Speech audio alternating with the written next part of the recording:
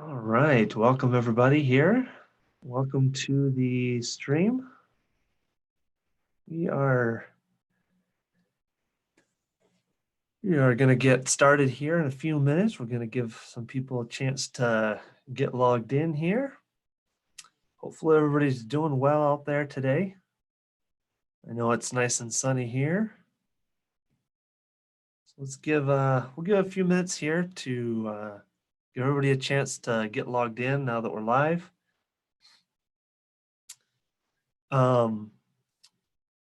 If you are new here and this is the first time seeing this stream, welcome. Glad you found us.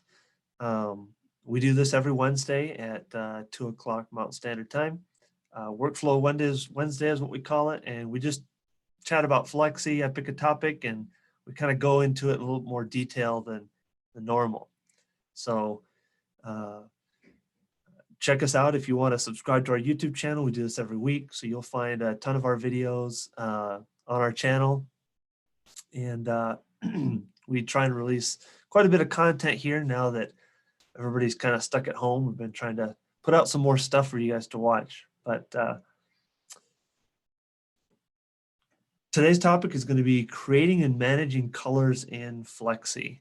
So this is kind of referring, I know we've talked about colors and color correction. This is going to kind of sway away from that a little bit and kind of just talk about managing your swatches and colors and how to create colors and doing different things in Flexi. So this is kind of be more of a practical in-house type thing that allow you to kind of get some good tips and tricks on that kind of stuff. So, all right. So it looks like we got about 10 people watching so far. So why don't we get started? First of all, I want to say we are live. So if you have any questions or comments or about this topic or about other things in Flexi, just let us know. Type those up in the chat, and Bennett here will get those to me, and we can check those periodically, or towards the end of the video we'll definitely address those questions. So throw those in the chat. Other thing is too, I haven't mentioned this in the last couple of weeks. If you guys are interested in live training with me, we do offer a training course. So, I guess not a course, but it's a training option. So you can buy 2 or 4 hour blocks of training. And basically we talk about whatever you want to talk about. So if you have a specific workflow that you want to go over, or you want to learn more about color management, or you want to learn more about just Flexi in general, you just purchase the software. You can go to our website, thinksai.com, or you can give us a call and talk to our customer service, and they can kind of go over some options for you. The nice thing about those trainings is that we do record those, and then we send you the links later on. So you can always rewatch them, or we can structure the training around a new employee, and then any other new employee that you have could just go back and watch those videos again. So really flexible and really nice. So check those out, and let's get started. So colors. Let's just jump right into Flexi, and we're gonna do. I like doing interactive stuff, so we're gonna jump right into it. So let's get this window out of the way and pull up Flexi here.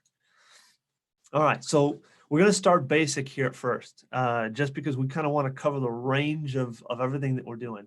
So the first thing is, let's just talk about the basics. So where do we access these colors? Well, in Flexi, you can access color from several different places. You got your fill stroke editor. You have your color mixer, which is on the other screen. You got your color mixer. It kind of shows you some different things here. And then you also have your color bar down here. Now, by default, Flexi does come with a color bar down at the bottom. This is just a default one. It has a few colors in there just to kind of show you what's available. We've got some defined patterns, and we're going to talk about that today. We're talking about creating a gradient, creating a color, these different things and things like that. So you've got all kinds of those, and you can create those right inside Flexi. So the first thing we want to talk about is we've got this default color chart down here. What what other charts can we do? Where do I access colors in Flexi? Well, there's two ways of doing that. I can go to my view menu, and then I can go up to color, and I've got a whole series of options here. So I can either open a table, create a new table, import a table, save a table, whatnot. So in this case, I'm going to say open table. Another way I can do this too is I can right click and I can choose open table. So I can right click on the color bar down here and say open table. This is going to by default open up this window here. It's going to default to this folder. Note the folder path here. So just so you know, if in case this folder doesn't pop up, you're looking for the C drive, program files x86, SAI, production suite 19, and then the swatch folder. We can go into the table folder, and this has basically 4 little swatches. Here's the color default one. We've got a CMYK one, and then 2 kind of seemingly random color bars here. But let's open up the CMYK. And we can open up another. So this is just like a generic CMYK color chart, which is kind of nice. I can close that just by right clicking on it, and I can close that table, get rid of it, just as easy as that. Let's go back open here and then take a look at the other folder there. So we're going to go back a folder, and we're going to go into this library folder. So if I click on library, this has the biggest section of all of our colors. So these are tables that we've paid for the rights to have them inside of our software. So you've got 3M, you've got Avery colors. Let's say you have a Gerber machine. Those are in here. The Gerber Scientific Products colors are in here. You've got Roland colors if you want those. And you even have Pantone. You've got Oracal, Mamaki. So you've got a ton of colors in here. There's literally probably millions of colors in here. I don't know, but I haven't counted them. But there's a ton. Each one of these has just tons of colors. So for example, we can open up the Pantone, and we have a ton of different colors, and they're all kind of split up based on, what they are. So we can look at the solid coated or the solid uncoated, or if you want the newest ones, you can go with the solid coated V3, things like that. And if I click on one of these, so let's just open a solid coated V3, open. And now I've got all my Pantone colors here. So you can see Pantone 3520C. So we've got all those Pantone colors down there. So this is how we import and open up different swatch tables. So one of the other things we can do with our color swatch tables, and this is, we can click easy, but we can click up here and we can remove those colors if we don't want them there. Especially maybe if you have a lot of color swatches open because you like to have different ones, and you don't necessarily need them all the time. That is one nice thing that it is nice about Flexi, is that you can close the cloud page and you can scooch all these windows out of the way. I could even set these like this up at the top, and if I double click on these bars, it'll minimize those. So now I've got the biggest workspace that I can handle. So this is kind of nice. You can get those color swatches out of the way so you don't see them, and then whenever you want to, you can pull them back up. So I'm going to pull these back in. Now, the other thing that we can do with our color swatch tables, we can drag them out. So this is one way of seeing them, but sometimes this can be a little bit tricky because you're like, well, this obviously has multiple pages. If we look way down here at the bottom, we've got a way to, we can move one color, or we can scooch like a whole section of colors at a time. This is okay, but not super ideal. So what we can do is we can actually grab, and you got to kind of look real close, but don't grab the color, but grab the actual border of the swatch, left click and drag, and we can pull it out. And now it becomes like a little window that we can use right in here. And we can make this bigger. And I can sort. So let's say I want to sort it by the name. I can sort it this way. So now I can see all my Pantone colors in order. So if I'm looking for a specific number, This would make it way easier to see. Other color swatch tables are going to have maybe a part number or something like that possibly. So you might be able to sort it those ways. But this is a really nice, efficient way to organize these if you want to do it that way. So this is really kind of cool. And then when I want to, I can either close it. This will close it completely, or I can just grab it and just drag it back down here towards the bottom, and then it just pops it right back into place for me. So really easy to kind of drag and drop those in there. So the next thing we want to do is take a look at is some other things we can do with these color swatches. So when it comes to managing these color swatches, we can do all sorts of things. And if we go to our swatch, and we can do this to any one of these, and we can right click on it, and we can go to color specs. Now, if I do this, this will pull up a color specs window for this particular color. Now, this is color dependent, so if you right click a solid color, it will come up with this screen. If I right click one of these patterns, the screen is going to look a little bit different. And then if I right click on a gradient and go to color specs, it's going to give me this window. So it's going to look a little bit different depending on where you click. The other option is you can go to your view menu again and just go to color and click on color specs, and it will pull up the default. This is basically the default configuration for the color specs window.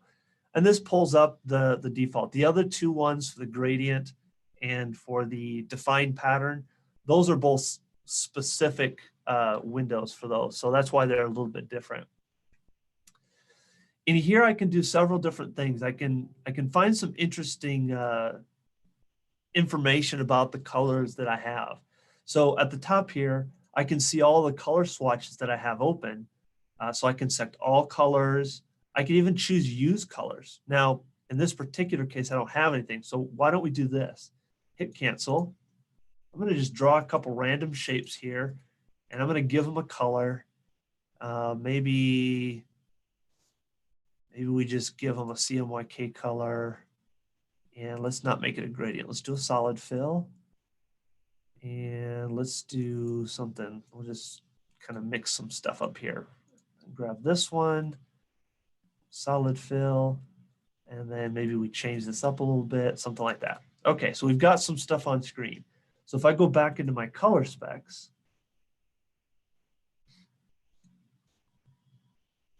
I can see all colors, used colors, which are the colors that are being used in the design that I have open, or I can go to my default swatch table, or I can specify my Pantone swatch table, or I can have all of them.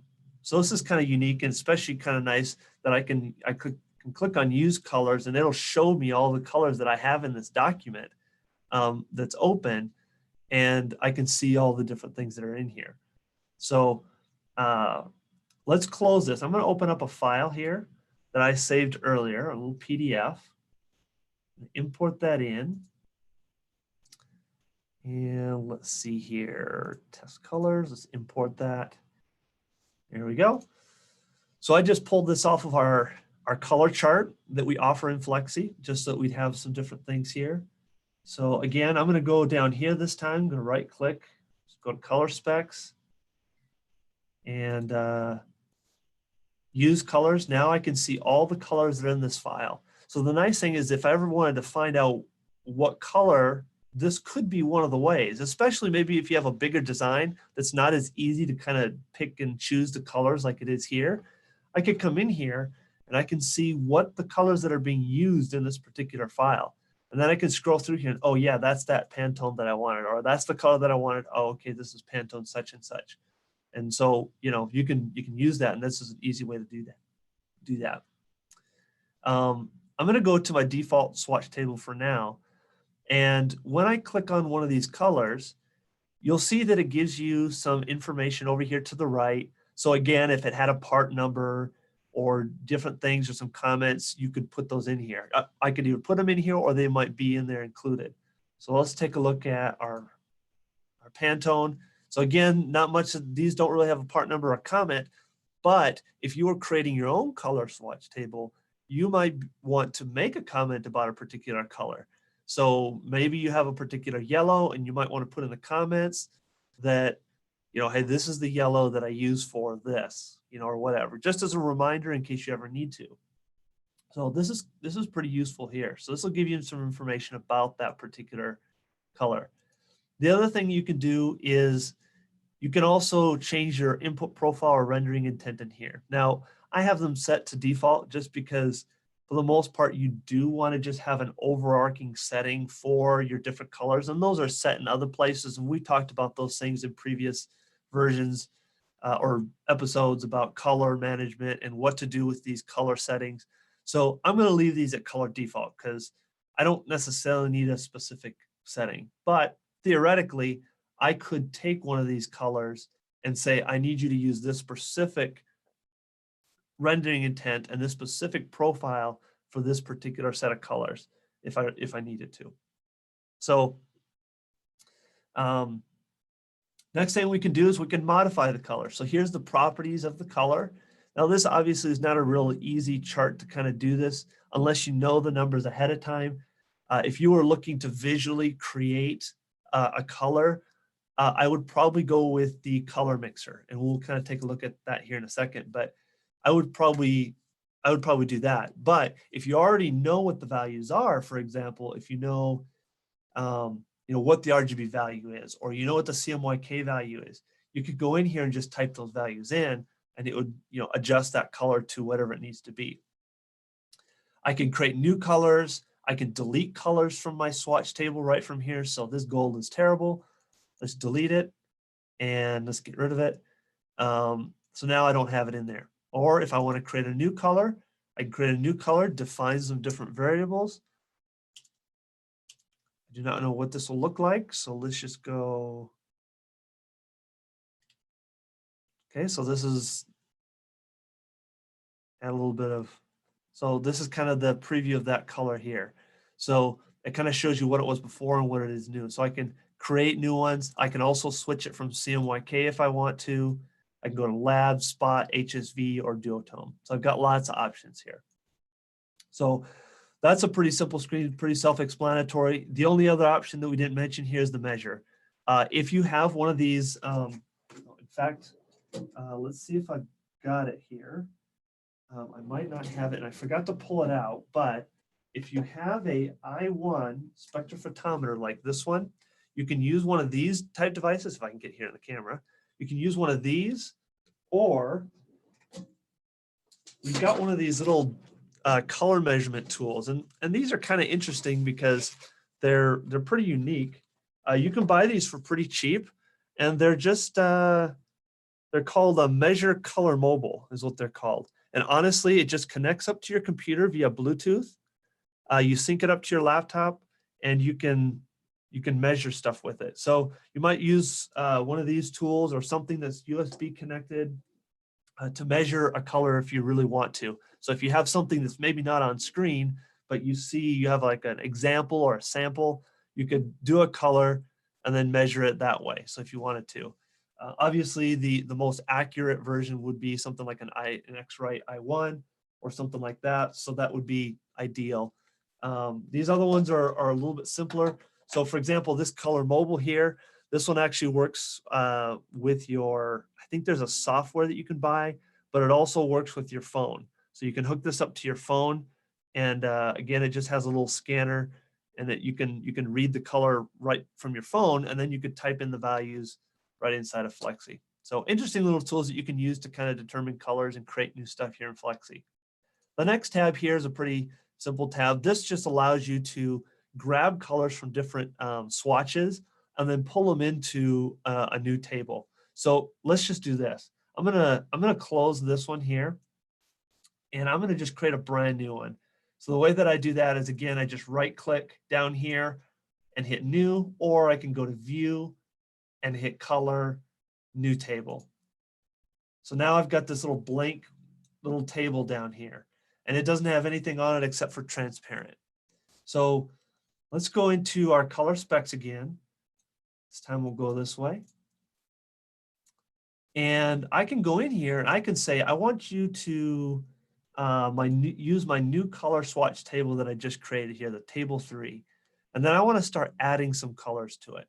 So I can now select my vendor. So now I've got all the same vendors that I had before, like my Pantone, all the ones that we had in that color swatch open section. I can put those right in here. So we've got Mamaki. Let's just say we have some colors from Mamaki. We're going to put those in here, and I find a color that I really like. I can click on it, hit add, and it's just going to add that right to it. Maybe I find some, I don't know, maybe there's a couple colors. Here's some of the default colors. So these are basic or enhanced. So I can maybe click on some of these. So here I like this Miami green color, so I can click and pull that over. So I can kind of add stuff to it, which is kind of nice because then I don't actually have to open up that swatch table and try and drag and drop, which does work. That's one way you can add colors to Flexi. We'll kind of look at that here in a second, but you can drag and drop colors to the swatch table. This way, it's kind of nice because you can just clearly say, okay, this is the color I want, add it. And then we move on to the next thing. Maybe I want a black, add it. I can choose different things here. I can pick different manufacturers and pull them in.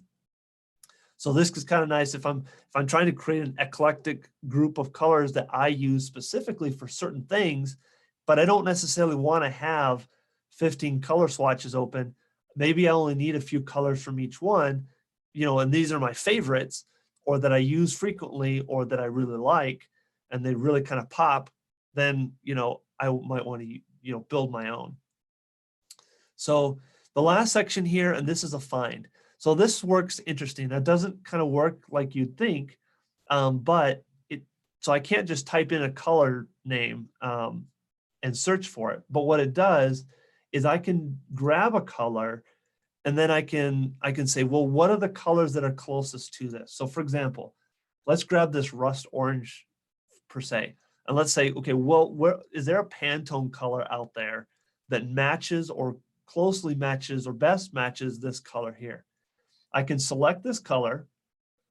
I can go up here and then I can choose my delta. So my delta E is basically how close or how far away the color is from the original. So if I'm just looking for good or normal results, I can, this will make my search a little bit bigger. But if I want more specific ones, numbers that are really, really close to it, then I would go best. So let's do that. And I can choose to select all of these if I want. But in this case, I only want to do my Pantone one. So I'm going to choose my Pantone and then click search. And then these are all the Pantone colors that are within a delta E of 10 or less. I've got all these different Pantone colors that are available for me. So now I can kind of look at these and say, okay, which one do I want? Or I can look at these and kind of play around with some of these colors and see what I want to do. I can do this with any color. And it'll pull in all kinds of Pantone colors for me that are going to be available. I can even open up these little folders specifically. So let's say that I know specifically that there's a folder inside of Corel, and I only want it to search within the Corel CMYK color chart. I can do that. And then let's go down here to the Pantone section, turn that one off, hit search. And so now I've got 3 yellows from the Corel color chart that I can use. So then if I want to, I can just click add, and this will add it to my swatch that I have currently selected. So that's really easy. Again, we've got to replace, if I want to replace a color or if I want to measure a color in order to get that, I can do that here as well. So this is kind of a unique little feature here. It's kind of hidden within Flexi, and not a whole lot of people use it or know that it's there, but it's unique. So let's get into actually creating a color now. So what about creating these different colors? How do we do that? So the first place you can do that is from right within the color mixer. I'm going to pull that over here just so we can see it a little better. So color mixer, we can do that here. I can choose my color space, so RGB, CMYK, lab, whatever I want this to be. And then I can start adjusting my value. So this is one way that I can create a color. Another way is that I can also grab and drag around with my little eyedropper here and kind of get close to what I'm looking for. So maybe I'm looking for kind of a greenish yellow and something like right around in this range. And then maybe I don't quite like that, so maybe I can adjust the intensity of it. Maybe I want to add a little more black or perhaps maybe a little more cyan or something like that. And I can adjust that color, or I can do it via percentage. Then once I've created this color, one way I can do this is either I can go to the color specs window and add the values in, just add it to my color swatch, or I could just drag and drop this color right to my color swatch. So I'm just gonna left click on this little preview, drag it, and you're gonna see kind of a tiny icon. It's probably really hard to see for you guys, but you can see a little icon, and right when it changes to the little fingers that kind of look like this, it's saying now that you can drop that color. You can drop the color into the color bar. And when I let go, boom, it just pops in right there. So now that color is in there and I'm good to go. I can do that with any one of my color swatches. I can drag that down to my new color swatch that I just created down here. I can add colors that way. I can also convert colors to different color spaces. One thing to note though, if you go from an RGB color, so let's just go from, one of these colors here, let's pull this. If I go from RGB to CMYK, one thing to note is that CMYK is a much smaller color space than RGB. RGB has millions and millions of colors, whereas CMYK doesn't have, it's not as quite as big as color space. So when you do convert a color, you're most likely going to see a color shift. So when I go from RGB to CMYK, there's going to be a color shift. And in fact, it may shift a lot. So, and depending on where you started the color will also make a difference. But so know that that's going to probably happen and things like that. Now, if you go to a spot color, you also will, get some of those changes and things like that. So just be aware that may happen. So it's a good idea to start with the color space that you want to be in, and then you create your color from that color space instead of converting it back and forth, because you'll get those types of things happening all the time. All right, so the other thing that we can do with Color Mixer is, this is pretty obvious. I think a lot of you probably know it, but I'm going to say it anyway. We can, any object that we click on, which I'm going to ungroup these, any object that we click on is going to give me the particular properties of this color. So here we've got an RGB. These are all spot colors. That's another spot. These are all spot colors, I think. So anytime I create a color, I create another shape here and I put something like this in it and I click on it, it's going to show me that it's RGB. So I can get the details of the color right from within the color mixer. So the color mixer is probably your go-to place usually for colors, just because it's right there. It's easy. You can modify it. Those numbers are there. It's one of your primary places for creating colors. One other thing that we want to talk about too is, before we start getting too far into creating colors, is what you can do with your color swatch table. So remember how I talked about when I opened up this file, I could go to the color specs and I could go and check out what colors are in this file. I can also merge this particular file right into my color swatch. So let's say that I have a customer's file and I'm working with the file, and maybe this file has the basic colors that we need, but I just need to make some adjustments. I need to work with the geometry. I'm going to be making some changes, updating the logo, whatever it be, I can say, well, I can create a brand new color swatch table if I want, just for temporary use. And I can import all the colors that are in that file into my color swatch. And then I can just have that available, so I don't have to, create those colors. So all I have to do is go to View, go to Color, and Merge from Document. If I click Merge from Document, it says, okay, where do you want to put this? Do you want to put it in the default color swatch table or your new one? I'm going to say I wanted to put it in my new one. Click OK, and it instantly merges all those colors right into this color swatch for me, so that when I'm working with this particular design, I can just grab these colors right from here. I don't have to try and use the eyedropper tool or anything like that to try and grab a color. I've got them all right here, which is really nice and super convenient. Then when you're done with the file, if you're done designing it, you can just throw away that swatch and bring it up again later if you need to with that document. If you ever open up that file again, just import the colors back in and you've got them right back where you need them. So really kind of cool and really kind of convenient, especially if you don't want to sit there and do this all day. Click with your eyedropper. Okay, drag this down. That's just too tedious, you know. Whoops. So you know, that's just, you know, that's a lot of busy work. So this really saves you a lot of time. All right, so now let's get into colors. So we talked about briefly how if I right click on the color swatch and I click on color specs, I can create new colors. So we talked about this down here. I can create a new color, give it a name. So I can call this forest green or something. And then I can go into here and maybe I can pick a kind of a dark greenish color like that and just say new. And now it, well, I think I clicked on something and now it called it sky blue, but whatever. I'm gonna change it to, I want to change it to forest green. There we go. Oh, well, must have not updated or something. Okay, well, anyway, now I got two of them. That's all right.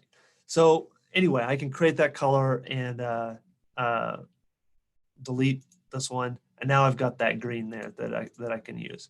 So this is another way that we can create colors. And that same color wheel is down here. Again, we can do this with all the different colors if we want to, and things like that. So that's fairly easy there. The other two colors, though, that we want to kind of talk about, spend kind of the rest of the amount of time in, is gradients and defined patterns. Those are kind of the other two that we want to focus on. So defined pattern is really kind of interesting. Defined pattern, I think, is a very versatile tool that I don't know that a lot of people use enough. It's really powerful. So let me just take a big shape and we'll make a big octagon here. And wow, is that orange or what? Let's tone this down just a little bit. So let's fill this in with one of our default pattern fills. So we've got a couple down here, and these are kind of interesting because like bricks and clouds. We've got whatever this mesmerizing pattern is. You know, so we got several different things going on here, right? Pattern or a gradient that, or not a gradient, or vector objects that have been applied to this particular color swatch, and it just fills in the entire space, no matter what happens to it. So we can actually create a pattern that looks just like this. So what I'm going to do is I'm going to make this red, and I'm going to type up some text, and we're going to make it white.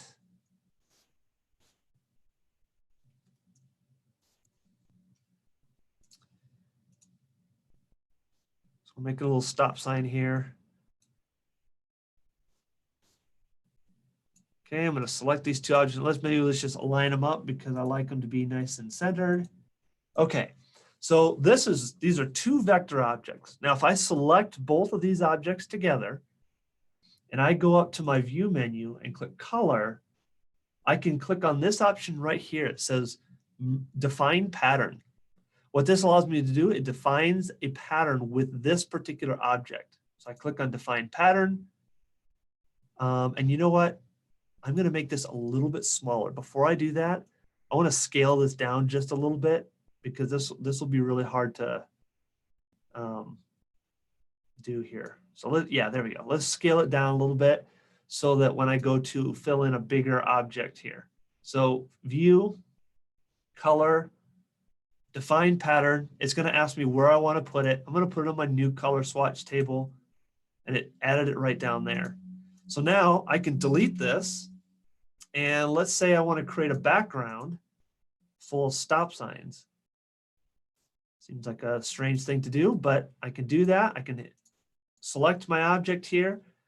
I can click on my pattern fill, and now it's filled it in with this particular object. Now, this doesn't make a whole lot of sense, I know, but it's the idea here is pretty useful. Let's try this. I'm going to import another file. I'm just going to import a TIFF file. And I'll pull this over so you guys can see what I'm doing here. So we're going to go to this PC. We're going to go to C drive, program files, oops, SAI, production suite, and we'll just go to the samples folder.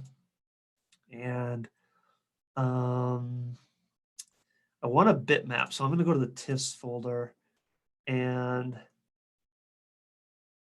let's just pull in this one. I know this one gets used for a lot of stuff, but it's fairly small. It's not too bad. So now I can click on this, and this is a bitmap. So if we look at Design Central, we can see it's a bitmap. There's no shady stuff going on here.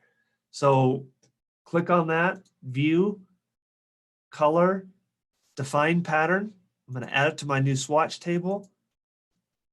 I'm going to click on that shape that I had before. So this is my square. I'm going to click on here. And just like that, now I've created an easy background that scales, as much as I want.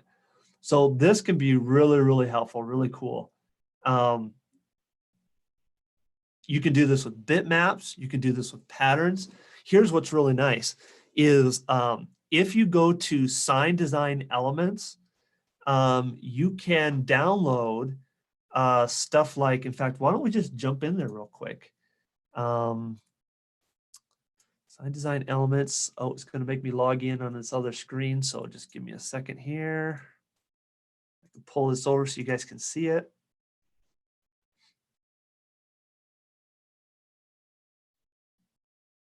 Hopefully.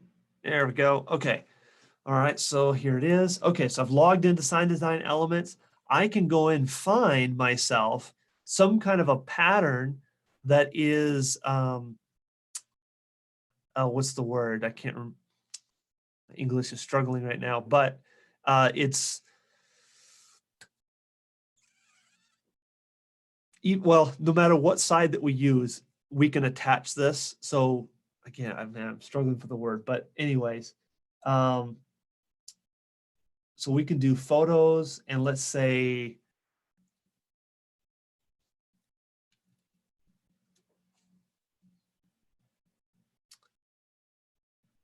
so maybe I find an image like this that's repeatable, and I can fill it if I want to. I think this one here is one that you can use, and it's equal on all sides. So if I duplicate this on this side, you can keep using it, and it looks even. So you can find an image like this, and we can download it. In fact, why don't we just download this, and we'll just put it on my desktop here. So, okay, let's minimize this, and desktop warning. My desktop is messy, so I apologize. You don't want to see that very long. Okay. Okay, so let's go back to Flexi, and let's pull that in. So let's get rid of this one, and File, Import, Desktop. Oh, I don't even know what that thing was called. Oh, here it is. Good. It's got the image. It's got the preview. So I can pull this in.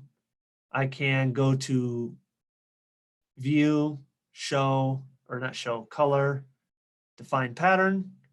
We'll put it to my new swatch table.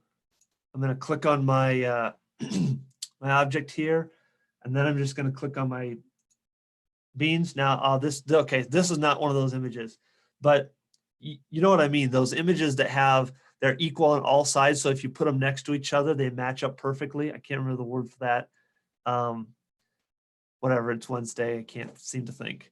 Anyway, you can find one of those types of images that's equal on all sides so that it would match up. But the idea is there. You can use images, you can use vectors, you could use anything you want can go in here, and you can create a pattern fill of it and then fill any object with it. So really nice feature, really kind of cool. And then once you've created something like that, you can actually go in and modify it. So I'm just going to use the bricks here for a second. I'm going to right click on the brick color down in my swatch table, and I'm going to click on color specs. So it's important that I right click on the brick texture or my pattern fill and pull this up. This is going to pull up a slightly different looking color specs window. And so now I can look at here and I can actually make some changes to it. So I can change my offsetting, perhaps my spacing. I can give it a different name. So, you know, I can do something like this. So I can increase the spacing or decrease the spacing on these guys if I want it to, depending on what I want this to do. I can create some tile offset in case I'm trying to look for get a specific pattern in there, adjust the pattern slightly. I can do adjustments for rows and columns and things like that. I can increase or decrease the tile sizes if I need to. So all kinds of settings I can change in here to kind of tweak or adjust this particular setting right inside of here. So that's really, really kind of cool. So hopefully you guys can use this. It's kind of one of those features that doesn't get used very often, but it's there and really useful. So now let's talk about gradients. So gradients are the next thing that we'll talk about. And so we've got some interesting gradients here. So this is a gradient that was created in Flex. This is one of our default ones. We can create gradients like this, from left to right, top to bottom. We can do different things. Here's the same chrome type thing. So what we're going to do is, in order to create a gradient fill, you will see in in Fill Stroke Editor, you're going to have some settings in here to adjust it. The only one that, this is kind of a small window, so I don't really like doing it in here. So what I typically do is I'll just right click on the gradient and go to color specs. Then that way it pulls up this window, which is a little easier to see, a little easier to navigate these little boxes and colors and stuff. So essentially this little chrome gradient is just a bunch of colors, just a series of blues, a white, a black, a green, and a purple, just kind of set inside of Flexi. So let's create a new one. Let's just create a brand new one and go from there. So I'm going to actually start out from, maybe we'll just do something like this. We'll start out from the gray. So I'm going to make it, you're going to choose your color space. So CMYK, RGB, whatever that looks like. Maybe I start with CMYK, and then I choose what kind of gradient. So linear gradient is, left to right, up and down. And then you have a radial gradient. So it starts in the middle and goes out. Then I have a conical gradient. So think of kind of like a pyramid type shape is how that's going to kind of look like. And then a square gradient, kind of same as the round one, except for it's just in a square shape and it kind of goes out like that. So you got different shapes that you can do. Then you have your color bar down here. So the way this works is you have your color on your left and the color on your left and the color on your right. The little black bar indicates which color you have selected. So right now, the little black bar right here means I have this white color. So I can click over here, say choose a red. And then I can click over to this color, and then I can choose a different color over here. So say yellow. And now I can choose those two colors. Now, if I want to add a new color to this, all I have to do is click right in here, and it adds a stop for me. So now I can click on this, and you see that little black arrow? That means that I have that particular node selected, and I can change the color. So maybe I want lime green right here in the middle. Now I can do that. And I can adjust this back and forth, so I can, put more emphasis on one side or another and kind of figure out where I want that to be. And that's how we would create a gradient. Now, I can do multiple colors if I want to, so I can add another color in here. So maybe I want a burgundy in here. This is not a great color, but we're going from red to burgundy to green to yellow. And I can add as many of these as I want to. And when I hit OK, that color now becomes available. And it should be in my swatch table there somewhere. Where did it go? There it is. So here's my color. Now, one thing to note, and this is the only setting that's not available inside the color specs because it's more related to your design than it is anything else. And that is this little arrow right here. It says Edit Gradient button. Essentially what this does is it allows me to choose where I want the gradient to start and where I want it to end. So when I click on this, I immediately get this weird looking thing right here. What this is showing me is this is showing me where the colors are starting and ending. So you can see that the yellow and the green, they're way off screen. They don't even start in this object.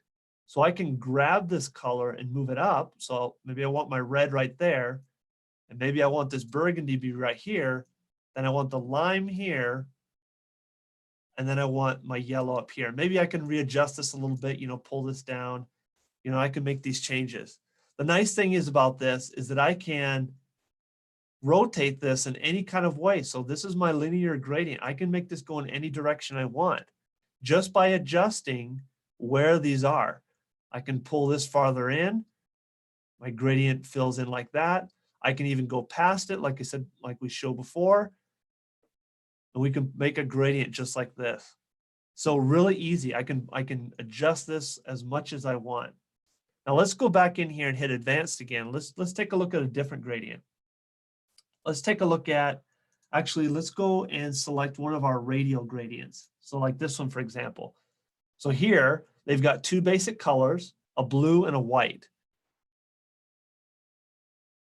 So if I go to my color swatch here and click on my little button to edit gradient, now I get a slightly different looking graphic here. So I can determine how close or how far away I want that round gradient to be.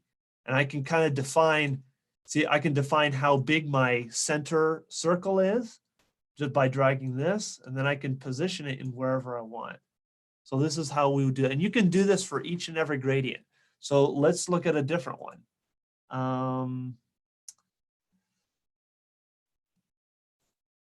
Here's our chrome wheel. So this is an interesting one that we have here. This one is using the conical gradient. So everything is starting and kind of moving out in a conical type shape.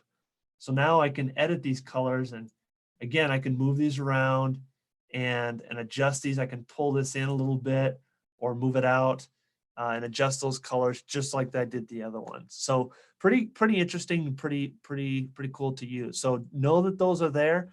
And that's how you can create those colors. So a lot of information to kind of go over, but we really think that this will be, hopefully this will helpful for you guys. This is how you create gradients. This is how you define, patterns and whatnot inside of Flexi. So I know I didn't really stop. I kind of just went gung ho. Do you guys have any questions? And if you have any questions, throw those down in the comments. One question it looks like we got says, ICC, will Flexi ever have the ability to do a color to transparency to gradient? That's a good question. I don't know. Currently, I know that we don't support it, but that is something that we can definitely, talk to our development about and see if that's something that's possible. I do know that's one of the features that people have mentioned before, is going from a transparent gradient to a full gradient, or to a color. For now, the only thing you can do is a white to another color. So, but good question. That's one of those things that we can ask our development team and see if they're able to add that. I can kind of follow up with that and maybe see if I get an answer for next week or something like that. So, but yeah, that's a good question. You guys have any other questions or anything? Doesn't have to be related to color or anything like that. It could be about whatever.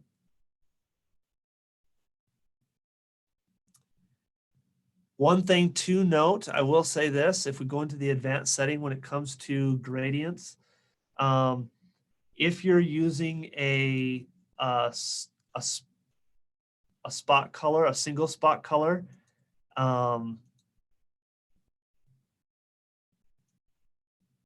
you only get one color. So just be aware of that. That's kind of a weird one.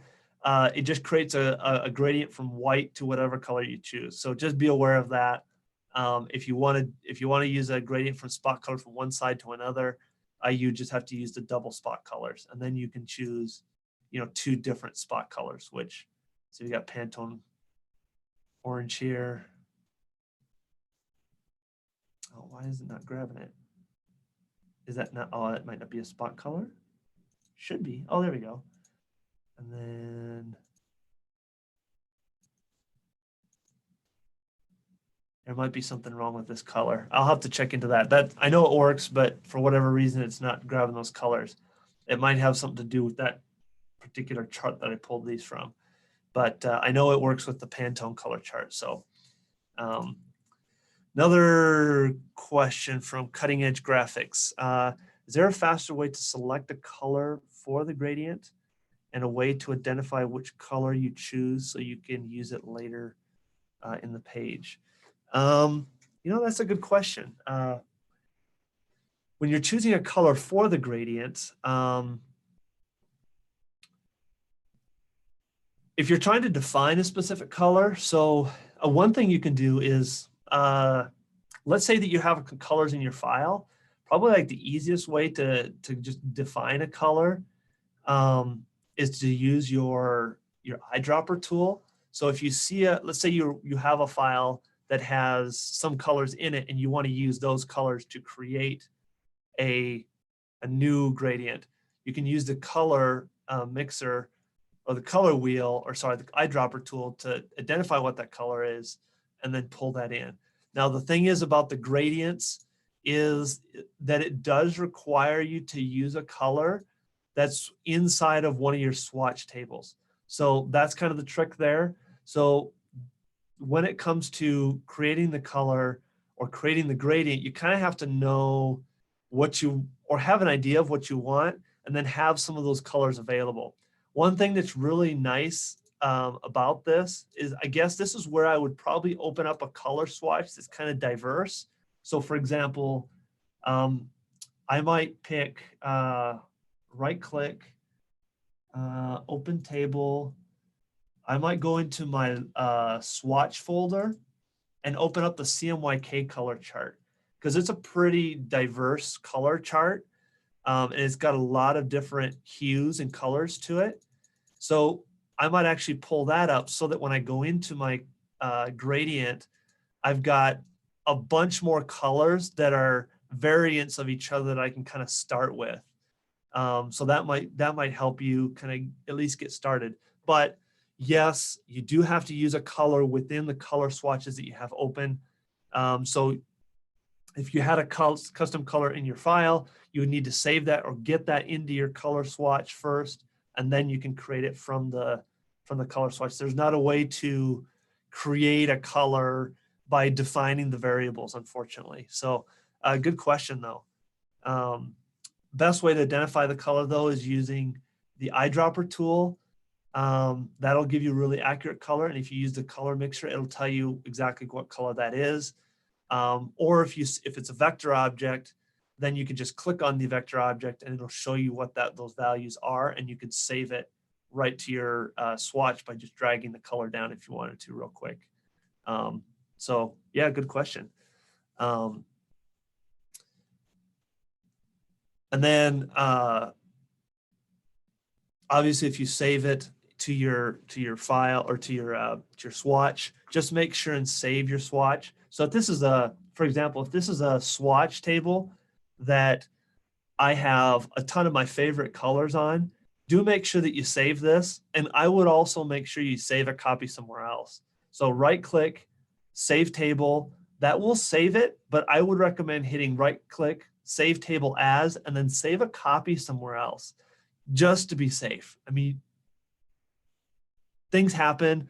If let's say you reinstall Flexi, the problem is that typically these swatches that you create and save, they go right into the Flexi folder. So if something happens to your PC, or you reinstall Flexi or do an update or something like that, those swatches could get removed.